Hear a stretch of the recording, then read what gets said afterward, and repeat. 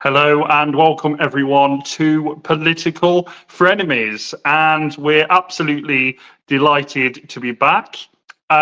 We didn't expect when we recorded our Christmas edition of this podcast, obviously towards the end of last year, that it would be several months before we returned. But we'll explain why that is in just a sec.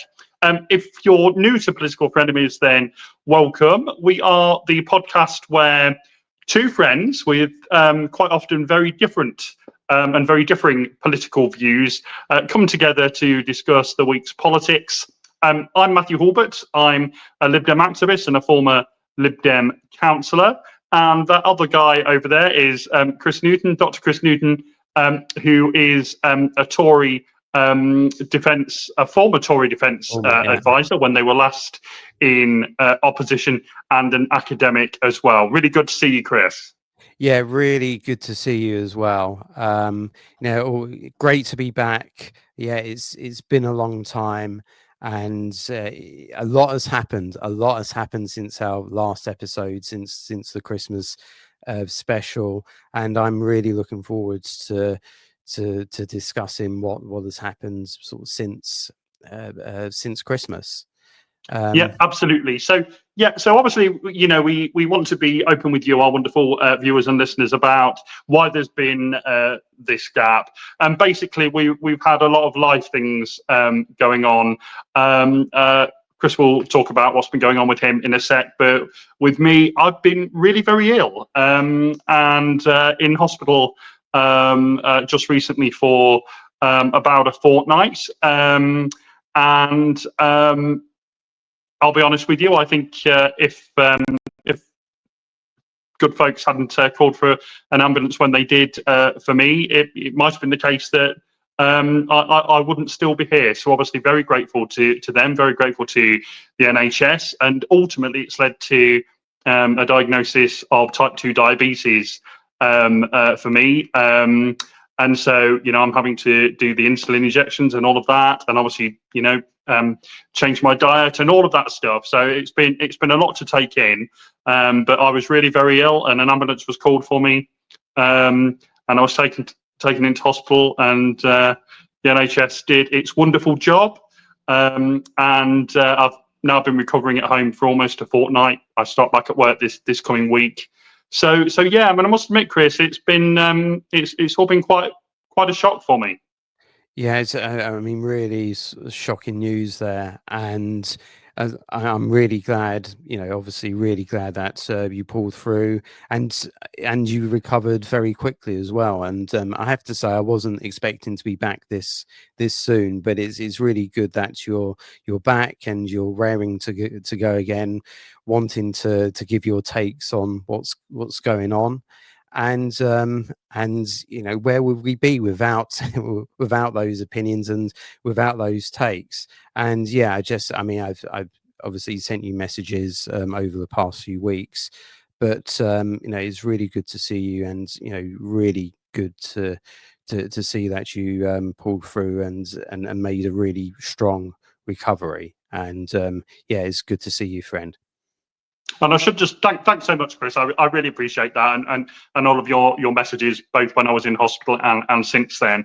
I should just point out as well that, and we think this is probably linked to the diabetes, that whilst I was in hospital, I started getting blurred vision. So I'm currently waiting for since I've come out, I've had an eye test, and I'm waiting for my properly prescribed glasses, which I'm getting hopefully on Monday. But these are an interim pair, so that I'm able to to see what I'm doing. So yeah, so that's been another change as well for me over the past couple of weeks.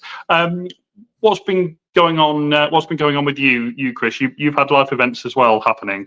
Yeah. We should say. We did fully intend to start. I think it was on the 11th of January. Absolutely. And I think initially you weren't well. Not that illness, but we both had bouts of flu and just unpleasant sort of winter things that you get. So and for me, the flu took me out of two weekends where I couldn't do this. But also my nan, who was 96 years old, passed away as well in the middle of January. It really hit myself and my family, and I needed to take time out to grieve and to to deal with what you need to do when someone in the family dies. So yes, that was that was extremely sort of sad personal news. One thing I would like to say, I was on GB News it was a week or a couple of weeks ago, and I know he's not listening to this podcast, but I want to reiterate my thanks to Jacob Rees-Mogg, who we were having a discussion about the World War II generation, and he allowed me to pay tribute to my nan on television on a program which my nan really liked. So I just want to say thank you to Jacob Rees-Mogg there. So yes, so I've been dealing with that as well. Obviously, for both of us, when you're hit by personal, very serious personal matters, politics, political differences, they don't matter. The first thing is your health and your family, and that's ultimately what we need to remember, is that there are things that are more important than politics. Interesting though, debating politics is, and an argument and things. Yeah, absolutely. And again, I mean, obviously, I've said it in private to you, Chris, but publicly here, my condolences to you. I mean, losing a beloved family member, whatever their age, is always really sad and really difficult. And then obviously, there's lots of stuff that you have to do when someone dies, and that takes time. And I know you're still going through that. So I mean, it's been quite a few months for us, and nothing that we obviously expected. As the year turned, so life can happen to us, folks, and it's certainly been happening to me and Chris. But we were the reason why, even though we're both still going through stuff, I felt it was important, that we got back as soon as we could.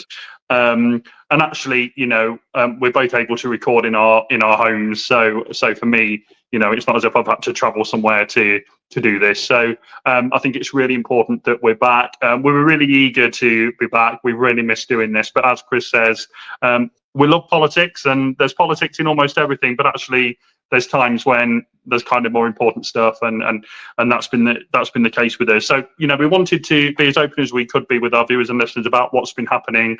There may still be times where we don't appear one weekend for whatever reason. We'll try to be as open as we can if that is the case. And do follow us on Twitter, because we have been updating, or X, whatever you want to call it now. But we have been updating all of the developments over the past few weeks and months, and that's really our first point of communication. So if you like this podcast, we have an X account, and do follow us over there. Yeah, absolutely. Do follow us in all the ways, and do all the subscribing and all of the internety stuff, as I like to say. So, Chris, it's been a really big political week, with the centrepiece being Rachel Reeves' spring statement. It's created a whole load of news stories, a whole load of controversy, and so obviously that is what we're going to focus on today. So we're going to be first doing our initial reactions, then talking about cuts versus tax rises. I know that me and Chris may well disagree on that. And then welfare versus defence spending. So Chris, from your, I should just point out as well that I'm a Lib Dem. And yes, Chris is a Tory, but we both like to think we're independent-minded. So, we don't always follow the party line, and we'll tell you honestly what we think. So Chris, what was your take on Rachel Reeves' statement? Yeah, and the one other thing before I get into my reaction is that we are changing the format to the show as well. We're shortening the format. Hopefully, we're going to have shorter podcasts, and we're going to focus on one big issue. Usually inspired by the week's events, but sometimes we might want to talk about a broader, a more philosophical sort of question as well. And hopefully these more punchier, these shorter podcasts will we know that we've got lots of competition, and hopefully this new format will differentiate ourselves and make us different, and hopefully you can fit this podcast in with all of the other stuff that you listen to as well. So hopefully the new format will work. But in terms of your answer to the question and my reaction to it, I'm afraid, perhaps you'd expect me to say this, it didn't fill me with a lot of confidence. It didn't really resolve the substantive underlying issues with the economy and Labour's economic policy. You've still got the tax rises, the rise on national insurance as well, which is going to affect jobs and employment. They're borrowing more money, so again the borrowing situation is not going to be resolved. And also, with the various measures in terms of net zero and things like that, our capacity to make stuff and to and especially with steel as well, with steel manufacturing under threat in this country, that's a major concern. You still got the tax on farming, which will I would argue severely impact the agricultural sector, and again will impact on food security. So the underlying issues, and when you can put on top of that to the fact that the OBR downgraded the growth forecast as well, at a time when we really do need growth and we do need to get the economy kick-starting again. I'm sorry, I'm pessimistic in terms of British politics. I'm pessimistic on the world stage with regards to the international situation. We may talk about defence a bit later, but yeah, there's nothing really for me to. Yes, there is a degree of understanding on defence spending, and yes, there are some cuts, and we might want to talk about those. But ultimately, the underlying issues of the economy, our economic problems, and Labour's economic policy, they remain. And yeah, I remained concerned for business confidence and for jobs going forward.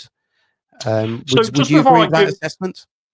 Yeah, so just before I give my take, Chris, I just want to ask you a question. So, because obviously there's no Labour person here, so I do sometimes feel that I have to give what the government's view would be to play devil's advocate. So the government would say on growth that it has been cut in half this year, but towards the latter end of the Parliament, things are looking slightly better. And so maybe they would say that we need to take the long-term view. So what would be your response to that?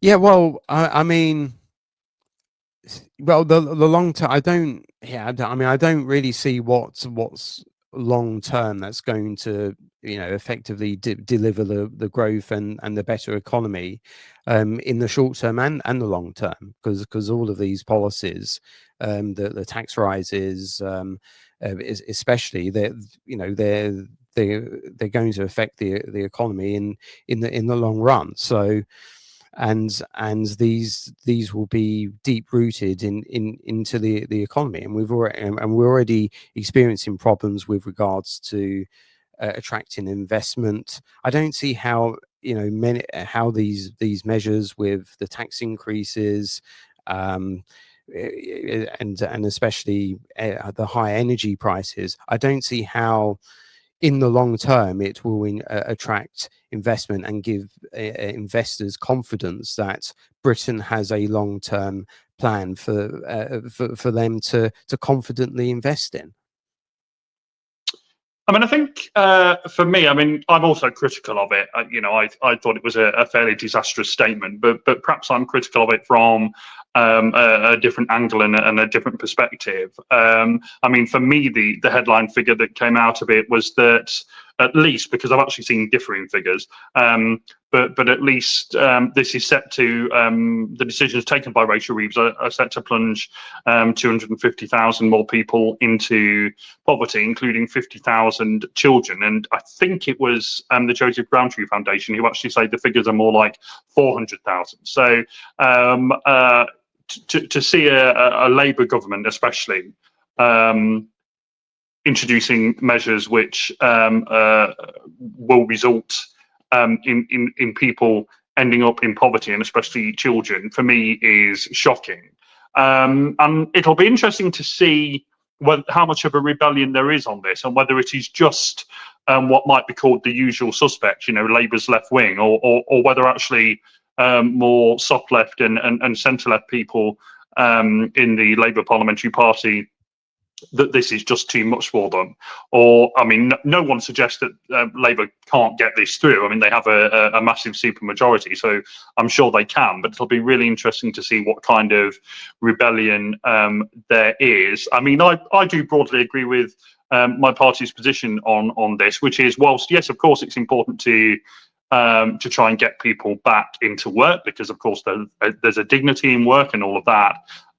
It depends on whose kind of back you're doing that with. And whilst my party's MPs might never want to say the words wealth tax, I mean, I think we do believe as a party that actually, it should be those who most can afford it who are taxed a wee bit more to pay for public services, rather than Labour's political choice, which seems to be that the poorest should be bearing that burden. And so I guess we're being critical of this spring statement from different perspectives, Chris, as you might expect. I have a question, and it is fascinating to see Labour, who spent the entirety of their years in opposition criticising, especially Tory welfare reform and the Ian Duncan Smith reforms and so forth, now sounding exactly like the Tories did during those days. And it was quite extraordinary to see, was it Darren Jones make that comparison with children's pocket money, which apparently was now. I can totally see Keir Starmer saying this, that the tone deaf, tin-eared, the most tone deaf political figure I think I've ever come across in British politics. Well, apparently he did say it in cabinet. He was the first to say it. Yeah, and it's extraordinary that these things are coming out of Labour politicians' mouths. But my question is given the overall economic situation, and you can take your pick as to how we've arrived at this point. You can point to COVID, you can point to QE. Some people would point to Liz Truss's budget. I think things were a bit more complicated there, but I'm not going to go into that today. Or you could point to the October budget as well, with the various measures that I described at the outset. And now you have this need to increase defense spending, given the international situation and Donald Trump and so forth. I'm sure we'll have plenty of time to talk about Donald Trump on this podcast. But given the severity of both the economic and the international situation, surely there has to be tough decisions that have to be made on the economy, and that includes, yes, you might say, we might want to increase taxes, but that would also have to include cuts in some areas as well. Would you agree with that or not? I mean, I just think it's really interesting that, I mean, again, I ask myself the question, who is bearing the biggest burden? And, it's not the super rich that are bearing the biggest burden out of this. It's the poorest, both here and internationally, because let's not forget that the international aid budget has been cut to pay for this increase in defence spending. So quite literally, the poorest at home and abroad are being hit. And I personally would say, this won't be a surprise to you to hear me say this, but I just think that is morally unacceptable. And I think from a moral perspective, and I used this word on Twitter and got criticised for using it, but it's my belief that this has been wicked. And I mean that in the traditional, I know for some young people wicked means good, but I mean in the traditional sense that this was a wicked spring statement, and morally indefensible. Now, obviously Rachel Reeves has boxed herself in terms of what she said Labour will and will not do, and so she finds herself in a position that she's got to find the money from somewhere. And I think Labour will come to regret some of the promises that it made in terms of its fiscal position. Yeah. Do you would you say that there is I mean, you said about sort of those with the broader shoulders and so forth. I don't necessarily want to repeat the shouting match that you had with James Max, but would you not say that there is a limit to how much you can tax the rich, and given especially with this is the age of globalization, although you never know that could end very, very soon. Given that the rich can very easily travel to anywhere that they like, we have to be realistic about that. And then I say that also that that we shouldn't disincentivize aspiration and harder work and so forth.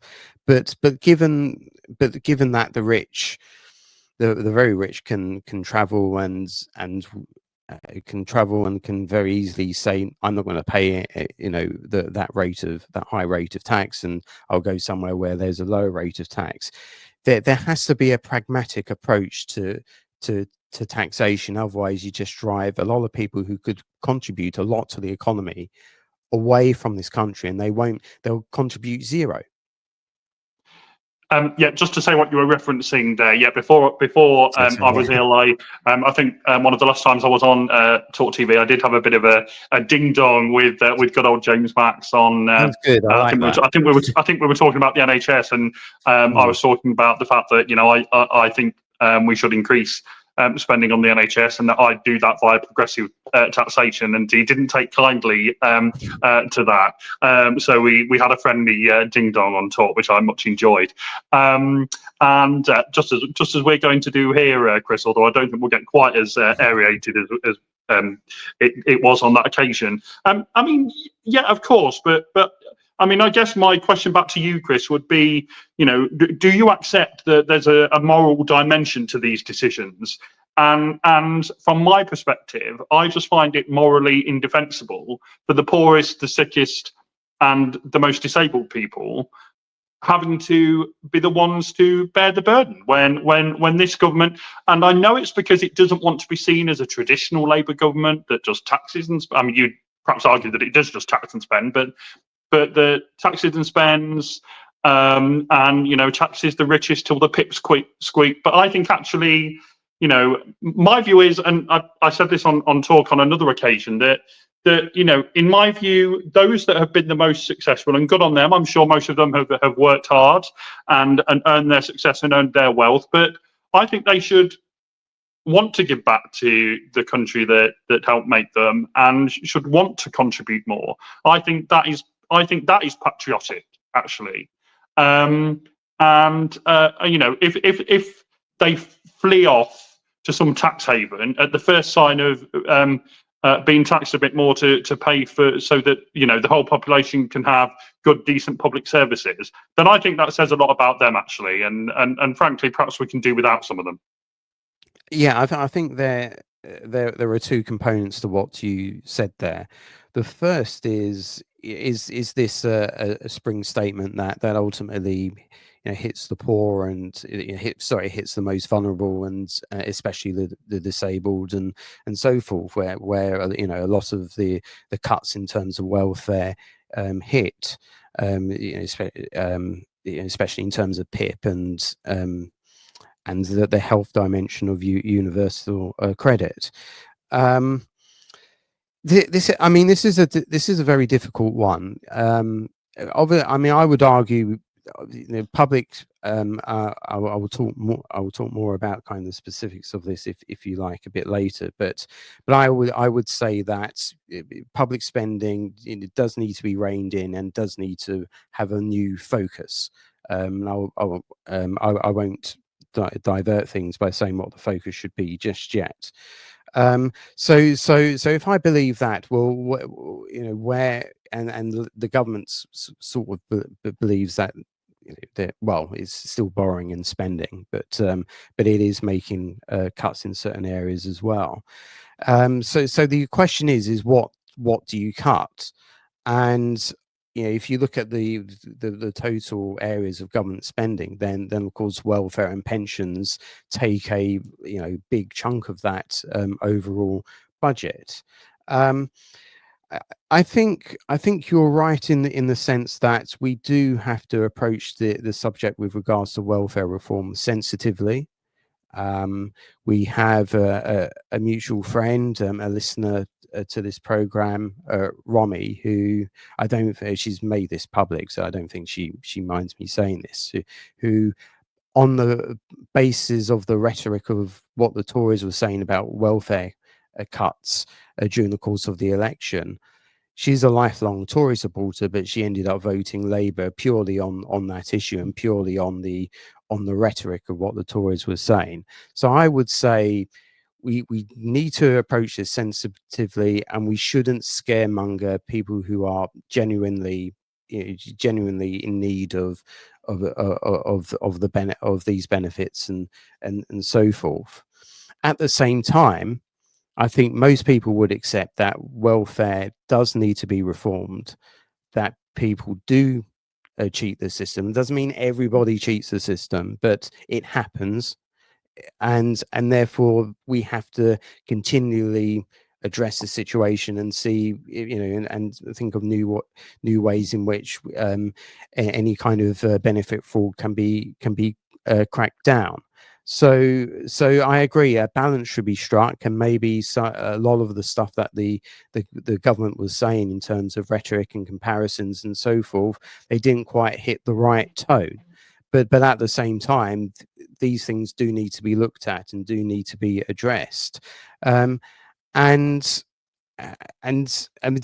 you agree with that? That there is an element of welfare spending that we do need to look at and perhaps look towards some savings there.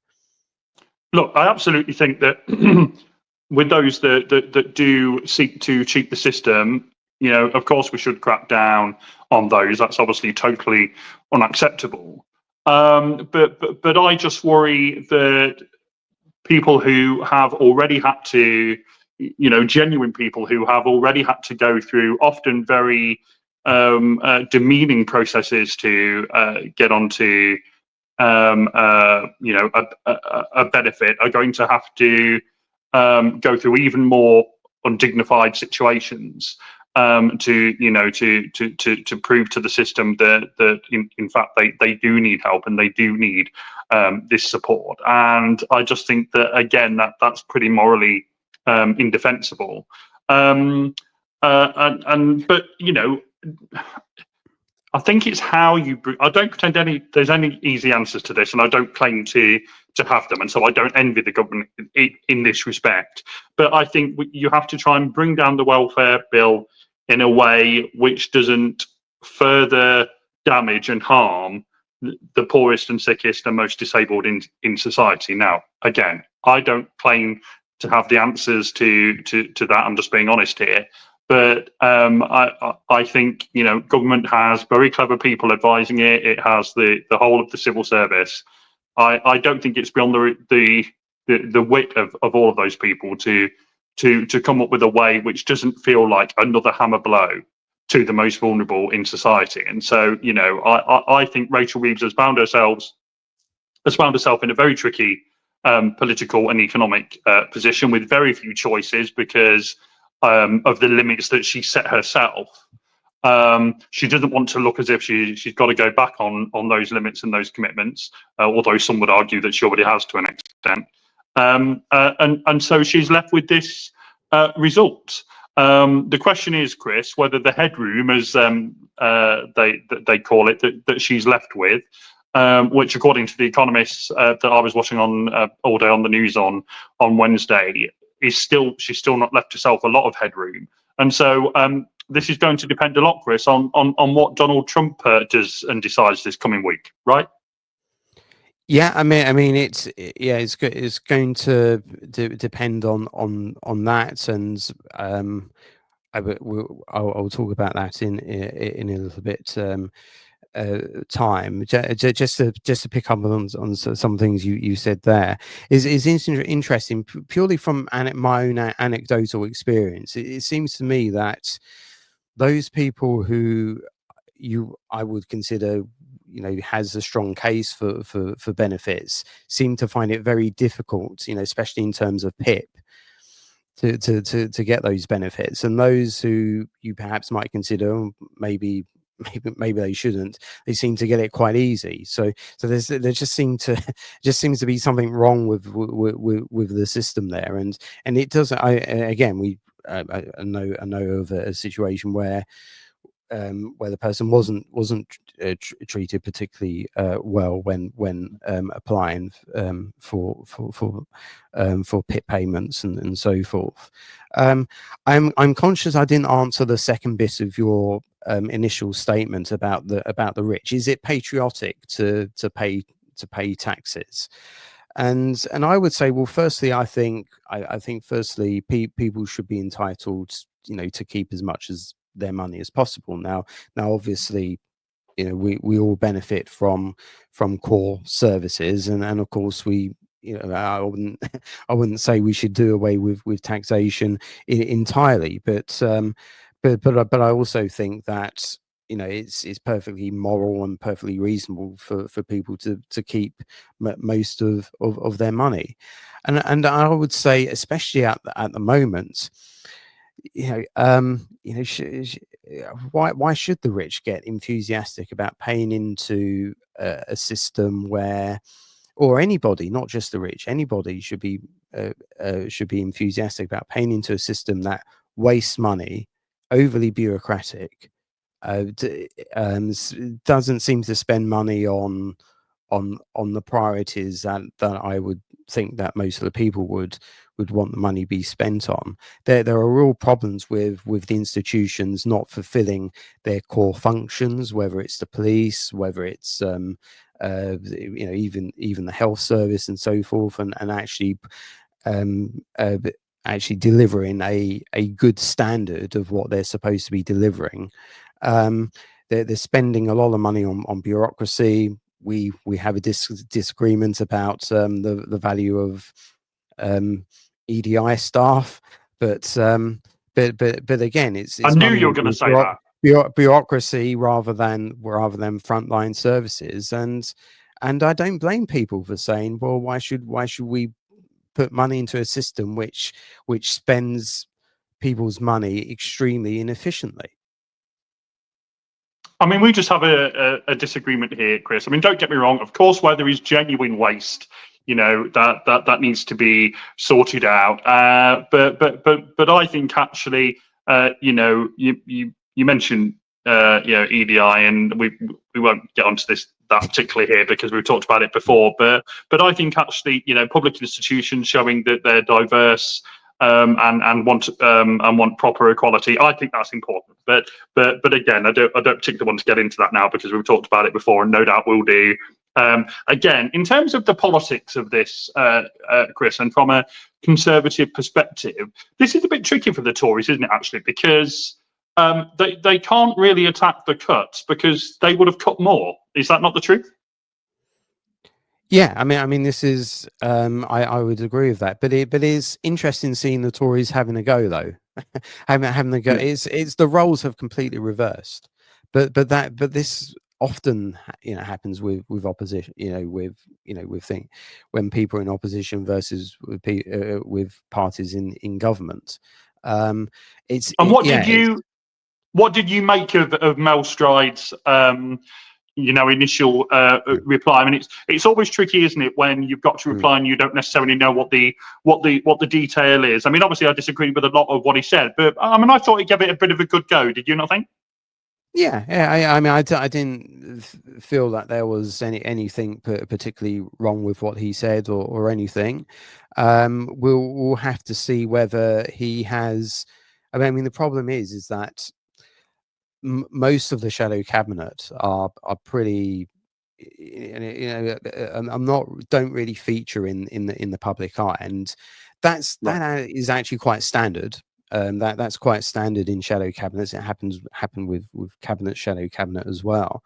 The question is will Stride get cut through, and will he establish himself as a future chancellor?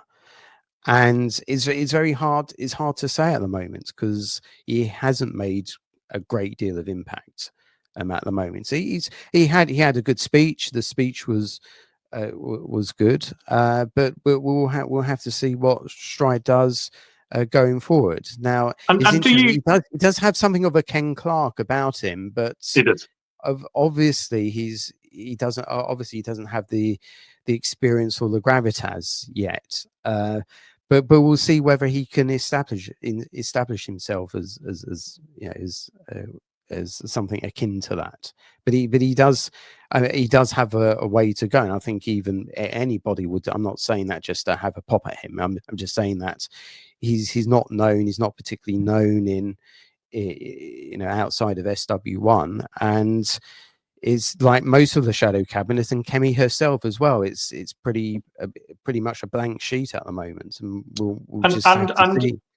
And was there much of a reform response to the budget? I can't remember seeing very much, but no, I don't. I mean, that's the thing that they don't get the kind of response that the Tories do in terms of in the House of Commons.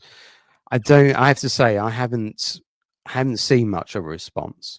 no. And perhaps this is this is a criticism of reform in the sense that when it comes, and we've discussed this before, when it comes to parliamentary responses, doing the business in Parliament, it's difficult for them because obviously they don't have the platform that Tories or even the Lib Dems have, but I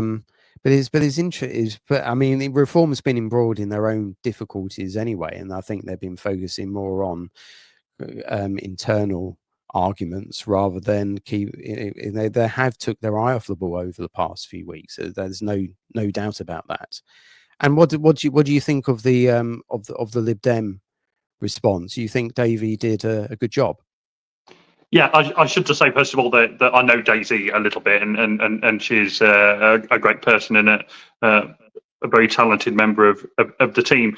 Yeah, I mean, I thought it was a good response. I would have liked to have heard a bit more in terms of talking about what I've been talking about predominantly on this podcast, which is from my perspective at least the moral indefensibility of some of the cuts that we're seeing. But I thought Daisy gave a good response. I think it's always difficult because, sadly, from my perspective, when it comes to the Lib Dem spokesperson standing up and giving their response, a lot of the other MPs leave the chamber, which I think is disgraceful. Of course they should. stay and listen to the Lib Dem perspective. But I thought in the circumstances, Daisy did a really good job. I thought she was really good on the media rounds that she did and on Question Time. Actually, I thought I can't pretend to. I never watched the full editions of Question Time now because the program just really annoys me. But I often see the stopped clips watching on. it years ago. It's just Yeah. unwatchable. It's just unbearable. Yeah. Absolutely, but you see the clips on of the main points on social media, and actually I thought, and I know you'll disagree here, Chris, but I thought the guy who used to be the trader was the best and actually spoke out in the most vociferous way against these cuts. And for those that are just listening, Chris clearly doesn't agree with me on that. No, I mean, like I said, I didn't watch the program, but I've seen him before, and yeah, I don't, I don't agree. And so Chris, we're I think coming towards the end here now. So I mean, looking forward in terms of there's obviously the economics of this, and in terms of how it's going to affect real people, and that's what we spent the majority of this podcast quite rightly on. But in terms of the politics of it, I mean, how much? I mean, does it shift the current state of British politics very much? I mean, or is it just Labour finding yet another group of people that it's been attacking? So we now have, and I know I have my own view on the family farm tax, but it's got farmers who don't like it. It's got pensioners who don't like it. It's got business who doesn't like it. There's not many groups of people left that seem happy with this Labour government. Yeah, I mean, I think in terms of what difference this spring statement does, I don't think it makes a tremendous amount of difference because, as you say, a load of people are fed up with this government already. But as you say, because especially from a leftist perspective, because a lot of this does affect welfare recipients, then again that adds to another group of people where who will be discontented with the government, and it might give a boost to Lib Dems. It might give a boost to other left-wing parties and movements, to the Greens, maybe the Greens or the Independents, Corbyn's group.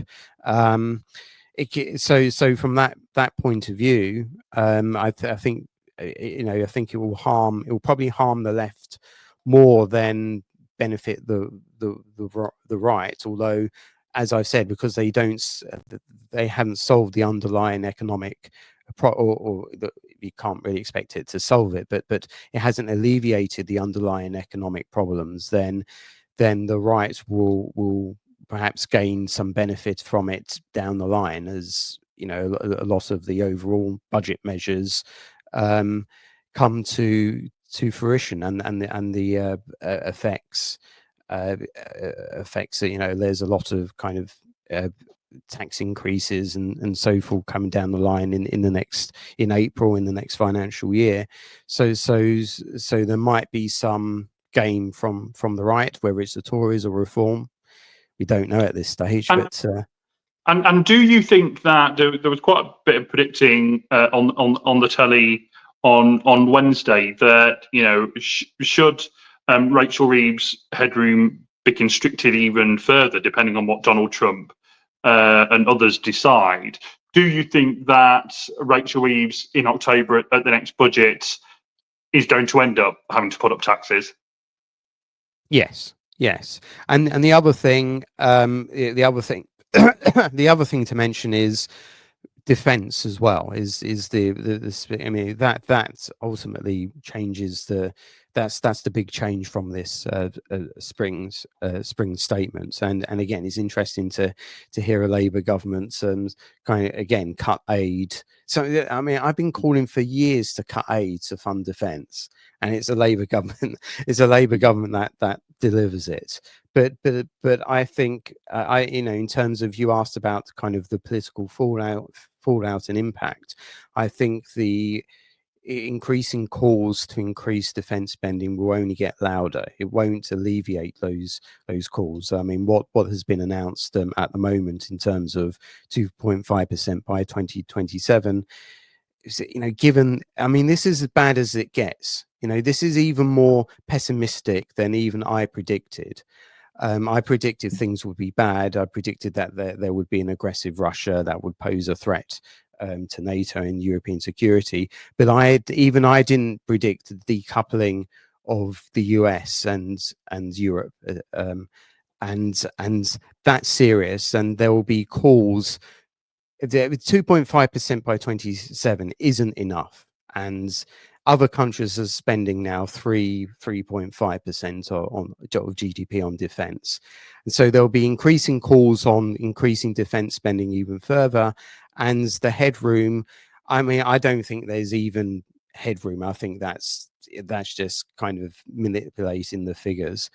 The economic problems will get worse, and yes, the difficult decisions. Basically, what Reeves has done is put off the even more difficult decisions to October. Right. And just really quickly, Chris, if you can, and I no doubt we'll be focusing on this maybe even next weekend as our primary subject. But what do you think Donald Trump and his administration are going to decide on tariffs? Yeah, well, at the moment they seem sort of hell bent on sort of implementing, implemented tariffs, and we'll have to, see whether Keir Starmer's diplomacy can have any kind of effect on that. I suspect it will take some time. Just one very, I appreciate that we want to wrap out now. But what's your view on the whole defence situation? I know that you've always preferred, public money should be spent on health and welfare more than defence. But surely, I mean, even the Lib Dems accept that, that we need to spend more. Is the situation, so severe now? We're in a very kind of extraordinary sort of special circumstances that ultimately we need to rethink how public spending is allocated going forward, given the severity of the situation. Well, I mean, to borrow from Rachel Reeves, and this was obviously one of the top Labour lines for its ministers when they went out on the broadcast rounds. This is clearly a changing and changed world. I don't think anyone would deny that at all. The one thing that she didn't voice, and I understand why in terms of diplomacy, was that it's a changed world largely because Donald Trump is back in the White House. Look, I mean, lots of foreign leaders, including the new Prime Minister of Canada, Mark Carney, of course, the former governor of the Bank of England and Canada. He's trying to meet strength with strength, which is tricky from the perspective that America is obviously a lot larger and a much bigger economy and a much bigger military force, as you all know, Chris. But I think in a sense, strength is clearly the only thing that Donald Trump really respects, and so it's interesting that Keir Starmer and this government, and I understand totally why, and I don't particularly criticise it, but they're trying to remain very diplomatic, trying to remain on the good side of the White House. But I think, frankly, it's going to do them very little good. I think Donald Trump will do what Donald Trump wants to do, however it affects the rest of the world. We've seen that in terms of the car industry this past week, and I think we're going to see much more of that. So I don't criticise the extra defence spending. I do think that we need it, and I don't think you'll find the Dems opposing it. I just wish it wasn't on the backs of the poorest around the world. I just wish they found the money from somewhere else rather than the international aid budget. And again, it'll be interesting to see what Labour MPs have to say about that. Well, I think we've given that a good go, Chris, and I know that the ramifications of this spring statement will last for some considerable time, and so no doubt we'll be talking about those issues again, and it's going to be very interesting to see what Donald Trump and his administration decides. Folks, we're really chuffed to be back with you. We're really wanted to be back, but again, we've had those life events that we've just had to get through and deal with, and obviously we're still doing that a little bit. So do bear with us. But please do all the internety things. Do follow us on Twitter at Frenemies. Do all the likes. Do recommend us. We're still pretty new. We're still building an audience. We're really grateful for those of you that do take the time to listen and to watch, aren't we, Chris? Yeah, and do spread the word if you like what you're hearing. Do spread the word. Do recommend us. It helps us out a great deal. And yeah, as I say, it's great to see you again. Great to hear your perspective of things. Great to be debating again. And yeah, hopefully you'll be back on TV and radio very soon. Well, just on that, I know you gave a shout out to some folks at GB News. I really should give a shout out both to Ian Dale, who's been in touch throughout my illness, and he's a good friend, and also to Peter. So Ian Dale of LBC, of course, and Peter Cardwell of Talk, and bless Peter Cardwell. He even gave me a shout out actually on his program, which when I was. That was quite early on in my hospital stay. As I was laid in my hospital bed, not feeling really very well at all, it was so fantastic to see and hear him do that. So very kind of him. So thanks both to Ian and to Peter. And yeah, obviously delighted to still be around. Delighted to be feeling much better. Some way to go in my health journey, but yeah. Couldn't be more grateful to the NHS. I mean, for all of its failings, and I know from what happened to my dear mum that the NHS sometimes gets it very wrong, but it treats thousands of people every day, millions of people, and most are helped and healed. So I think all of us, whatever our political leanings, would be thankful to the NHS. We'll be back next week, Chris. Yeah, and yeah. See you again next week, and it's goodbye from me. And it's goodbye from me. Take care.